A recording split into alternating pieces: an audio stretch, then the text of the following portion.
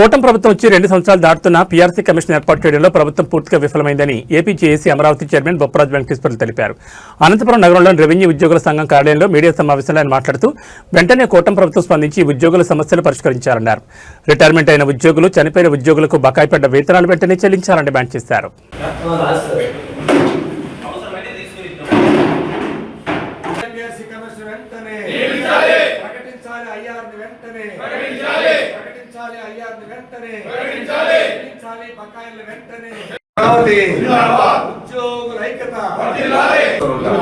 ఆయనతో మాట్లాడతాం.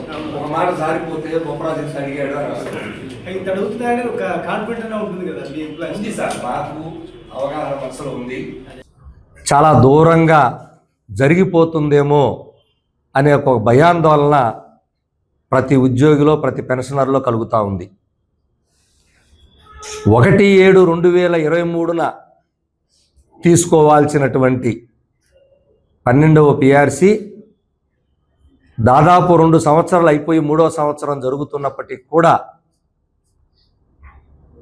అలాగే కూటమి ప్రభుత్వం వచ్చి 2 సంవత్సరాలు అవుతున్నప్పటికీ కూడా కనీసం పిఆర్సీ కమిషనర్ రాజీనామా చేసిన కమిషనర్ స్థానంలో పిఆర్సీ కమిషనర్ను కూడా నియమించకుండా ఎందుకు ప్రభుత్వం తాత్సారం చేస్తుందనేటువంటి ఒక అనుమానం ప్రతి ప్రభుత్వ ఉద్యోగిలో కలుగుతుంది.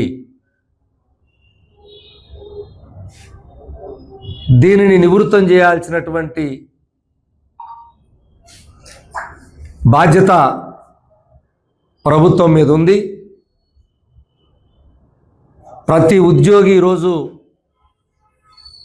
నాయకులుగా మమ్మల్ని మీరు చేత కాకపోతే నాయకత్వం నుంచి పక్కకు తప్పుకోండి, అంతేగాని మాకు న్యాయబద్ధంగా రావాల్సినటువంటి ఇప్పటికే తీవ్రమైనటువంటి అన్యాయం జరిగిన ఉద్యోగ లోకానికి 2 ఏళ్లుగా వచ్చినటువంటి కూటమి ప్రభుత్వం 1వ తారీఖు జీతం ఇస్తుంది కదా అని మనకు రావాల్సినటువంటి రాయితీలన్నీ ఇంత ఆలస్యం చేస్తుంటే మీరేం చేస్తున్నారని సోషల్ మీడియాలో వాళ్ళు ఇష్టారీతిన మమ్మల్ని ప్రశ్నిస్తూ, మమ్మల్ని దూషిస్తూ మాట్లాడుతున్నటువంటి పరిస్థితిని మీ ద్వారా గౌరవ ముఖ్యమంత్రి గారి దృష్టికి తీసుకెళ్తా ఉన్నాం. గౌరవ ముఖ్యమంత్రి గారే స్వయంగా 18/10 అక్టోబర్ 18వ తారీఖు దీపావళికి 2 రోజుల ముందు ఉద్యోగ సంఘాలతో జరిపినటువంటి చర్చల్లో కూడా చాలా స్పష్టంగా మేము ఆ రోజే మీరు పిఆర్సీ కమిషన్ నియామక ఉత్తర్వులు ఇస్తే మేము బయటికి వెళ్తామని చెప్పి కోరిన మాట వాస్తవం. నాకు వదిలిపెట్టండి, అతి త్వరలోనే మీకు అది ఫైనల్ చేస్తానని చెప్పినటువంటి పరిస్థితి నుంచి మరి దాదాపుగా అది అయిపోయి కూడా 5-6 మాసాలు అవుతుంటే మరి మేము ఏం సమాధానం చెప్పాలి ఉద్యోగులకు మాకైతే అర్థం కాని పరిస్థితి.